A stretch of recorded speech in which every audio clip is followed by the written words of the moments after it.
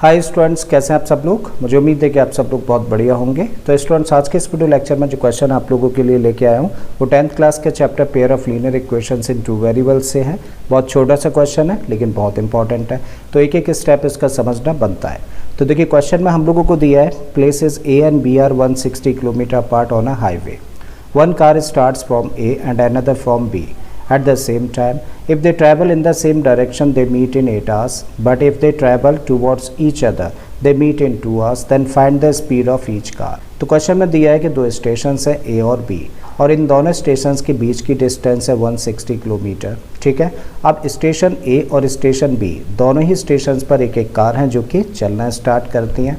अगर car same time पर एक ही डायरेक्शन में चलना स्टार्ट करे तो दोनों कार्स 8 आवर्स में एक दूसरे को मीट करती हैं, जबकि वही कार्स अगर एक दूसरे के अपोजिट डायरेक्शन में यानी कि एक दूसरे की तरफ चलें तो 2 घंटे के बाद में एक दूसरे को मीट कर जाती हैं। तो बताइए उस केस में दोनों कार्स की स्पीड क्या होगी। ठीक है, तो क्या निकालना है हम लोगों को, बेसिकली हम लोगों को फाइंड करना है कि जो स्टेशन ए और स्टेशन बी से जो कार से स्टार्ट होती हैं उनकी स्पीड क्या होगी। तो मान लेते हैं कि स्टेशन ए से जो कार चलना स्टार्ट करती है उसकी स्पीड है x किलोमीटर पर आवर।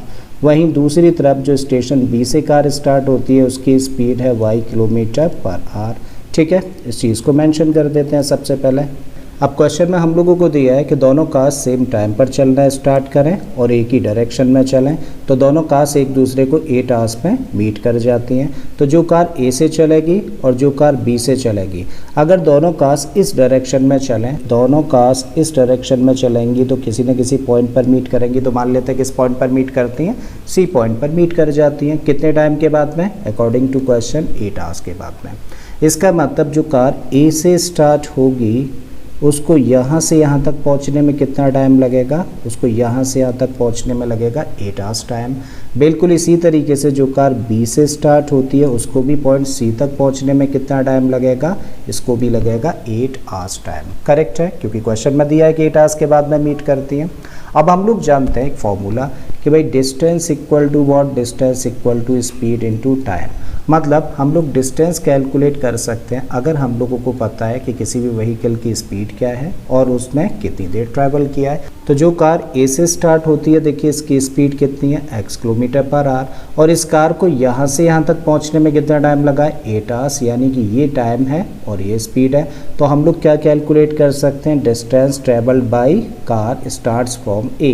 तो इसका मतलब ए से सी तक की डिस्टेंस कैलकुलेट करी जा सकती है using this formula, distance equal to speed into time.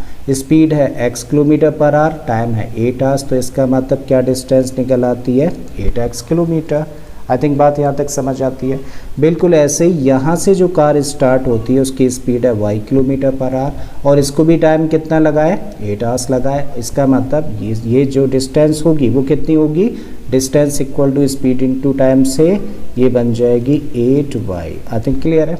अब अगर हम लोग इस फिगर से देखने का काम करें तो भाई ये जो कंप्लीट लाइन सेगमेंट है इसमें से अगर इस लाइन सेगमेंट को कट कर देंगे तो क्या रह जाएगा हम लोगों के पास में, ए बी लाइन सेगमेंट। यानी कि इस कंप्लीट डिस्टेंस में से इस डिस्टेंस को माइनस कर दिया जाए तो हम लोगों के पास क्या बचेगा, ए बी, और ए बी की लेंथ कितनी है, 160 किलोमीटर। ठीक है, इसका मतलब हम लोग कह सकते हैं 8x में से माइनस कर दिया जाए किसको, 8y को, तो क्या बचता है हम लोगों के पास में, दिस डिस्टेंस यानी कि 160। अब 8 कॉमन फैक्टर है, सो हम dividing both the sides by 8। तो जब इस टर्म को 8 से डिवाइड करेंगे तो x, इस टर्म को डिवाइड करेंगे तो y, and this equal to 8 से इसको डिवाइड करेंगे तो मिलेगा हम लोगों को 20, और इस तरीके से बन गई इक्वेशन नंबर 1। अब आ जाओ इस केस पर। इसमें बोला है कि जब कार्स एक दूसरे के अपोजिट डायरेक्शन में मूव करती है तो 2 घंटे के बाद में मिल जाती हैं। तो मान लेते हैं कि ये कार इधर चलना स्टार्ट करती है और ये कार इधर चलना स्टार्ट करती है, और तब उस केस में दोनों ही कार्स किस पॉइंट पर मिल जाती हैं, डी पॉइंट पर मिल जाती हैं। कितने टाइम के बाद में, 2 आवर्स के बाद में। इसका मतलब जो कार ए से स्टार्ट होती है उसको पॉइंट डी तक पहुंचने में कितना टाइम लगेगा, 2 आवर्स टाइम। बिल्कुल इसी तरीके से जो कार बी से स्टार्ट होती है इसको भी डी तक पहुंचने में कितना टाइम लगेगा, 2 आवर्स। और इस कार की स्पीड क्या है, x किलोमीटर पर आवर। तो हम लोग अगेन कैलकुलेट कर सकते हैं distance equal to speed into time. इसका मतलब जो कार ए से स्टार्ट होती है उसने कितनी डिस्टेंस कवर करी, स्पीड है भाई x किलोमीटर पर आवर और टाइम है 2, ठीक है, तो इसका मतलब 2x किलोमीटर। बिल्कुल इसी तरीके से जो कार पॉइंट बी से स्टार्ट होती है तो डी तक पहुंचने में कितनी डिस्टेंस कवर करेगी, क्योंकि इसकी स्पीड क्या है y kilometre per hour, time कितना लगा इसको भी 2 आवर्स लगे हैं, इसका मतलब ये डिस्टेंस निकल के आती है 2y। और फिर से हम लोग फिगर देखें तो देखिए this part plus this part, अगर इन दो पार्ट्स को प्लस कर दें तो क्या मिल जाएगा, कंप्लीटली दिस पार्ट यानी कि ए बी, ठीक है। इसका मतलब this distance plus this distance equal to this complete distance, तो क्या इक्वेशन बनी 2x plus 2y equal to A B का मतलब 160 किलोमीटर, ठीक है। 2 is the common factor so on dividing both the sides by 2, तो भाई इस टर्म को जब 2 से डिवाइड किया तो x, इसको डिवाइड किया तो y, और इस टर्म को 2 से डिवाइड करेंगे तो 80, और इस तरीके से ये बन गई दूसरी इक्वेशन। अब हमें क्या करना है, इन दोनों इक्वेशंस को सॉल्व करके x और y की वैल्यूज़ फाइंड कर लेनी है। तो उसके लिए हम लोग क्या कर रहे हैं, हम लोग देख रहे हैं कि यहाँ y का कोफिशिएंट -1 है और यहाँ y का कोफिशिएंट +1 है। सिंपली दोनों इक्वेशंस को प्लस कर दें तो y एलिमिनेट हो जाएगा, ठीक है। तो हम लोग कह रहे हैं y इक्वेशन नंबर 1 + 2, ठीक है। तो 1 में 2 को प्लस करना है, रखिए भाई, तो x minus Y equal to 20, और दूसरी इक्वेशन है x + y इक्वल टू 80, और दोनों को क्या करना है, प्लस करना है। तो प्लस करना है तो देखो प्लस माइनस कॉम्बिनेशन, ये नेगेटिव है और ये y पॉजिटिव है, कैंसिल हो गया। x और x कितना हो जाना है, ये बन जाना है 2x, and this equal to 80 + 20 कितना हो गया 100, मतलब 2x की वैल्यू किसके इक्वल है, 100 के इक्वल है। देयरफॉर x किसके इक्वल होगा, 100/2, डिवाइड करते हैं तो x की वैल्यू क्या निकल के आ जाती है, 50 किलोमीटर पर आवर। यानी कि जो कार पॉइंट ए से स्टार्ट होती है, स्टेशन ए से स्टार्ट होती है, उसकी स्पीड कितनी होगी, 50 किलोमीटर पर आवर होगी। और हमें क्या निकालना है, y की वैल्यू निकालनी है, तो क्या करें, x की वैल्यू को बेटा पुट करते हैं इक्वेशन नंबर 2 में। So putting the value of x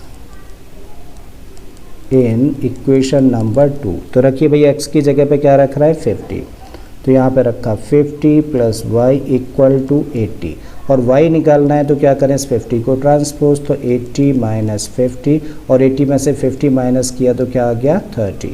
यानी कि जो कार पॉइंट बी से स्टार्ट होती है उसकी स्पीड कितनी हुई, 30 किलोमीटर पर आवर, ठीक है। तो ये हो जाता है आंसर इस क्वेश्चन का। तो मुझे उम्मीद है स्टूडेंट्स कि आप लोगों के क्वेश्चन अच्छे से समझ आ गया होगा। अगर ऐसा है तो प्लीज़ वीडियो को लाइक कर दें, चैनल को सब्सक्राइब कर लें, और बाकी के इसी तरीके के क्वेश्चंस के लिए प्लेलिस्ट में चले जाइए। ऑलरेडी इस तरीके के बहुत सारे क्वेश्चंस मैंने अपलोड किए हैं। मैं फिर से आता हूँ एक नए क्वेश्चन, एक नए कॉन्सेप्ट के साथ में। Till then keep learning and thank you for watching this video.